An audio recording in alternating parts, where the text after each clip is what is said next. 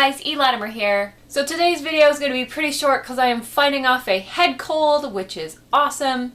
But I just wanted to talk a little bit about something I did fairly recently, which was a really cool experience. If anyone's keeping up with the Wattpad 4 chats on Twitter, you'll know we had Lauren DiStefano as a guest a couple of weeks ago.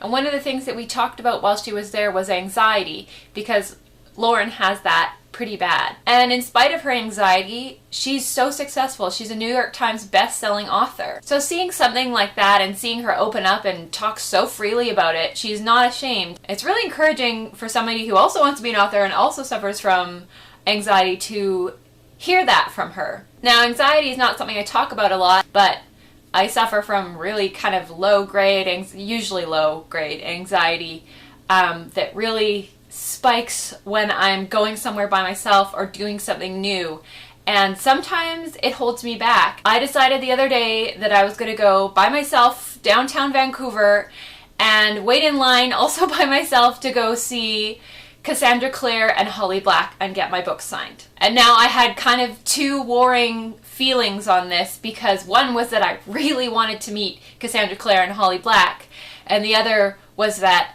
I was really anxious to go do this by myself and wait in line with a bunch of strangers. I had a friend joining me later on, so I knew that I was looking forward to that.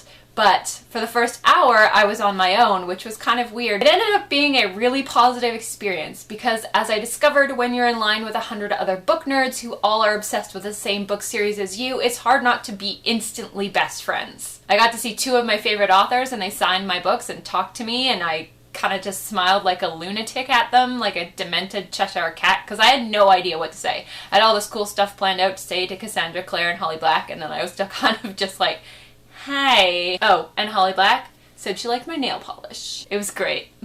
I got a little bit of footage of the events, but of course my iPhone was being stupid, so it's very limited, but Holly Black actually had some cool stuff to say about querying. Okay, so how do you query agents, and then secondarily, how do you stay sane while you query agents? That's a writer's question. Well, I mean, I think that, well, first of all, from a practical point of view, there's a site called agentquery.com, which is a great site in terms of figuring out who's an appropriate agent for you. It's also great to go into the acknowledgements page of a person's book, because almost always one of the people who's acknowledged is their agent. And so if you can find someone who writes books like the books you're writing, you know, or you will find an agent who likes that kind of book. So sometimes for me personally, it's really worth pushing aside the anxiety to go do something that I'm really passionate about, and this was something that turned out really well. Thanks for watching, guys. If you have questions or comments, feel free to leave them in the space below. Don't forget 7:30 Eastern Standard Time, the WordNerds have our live chat, and we would love to see you there.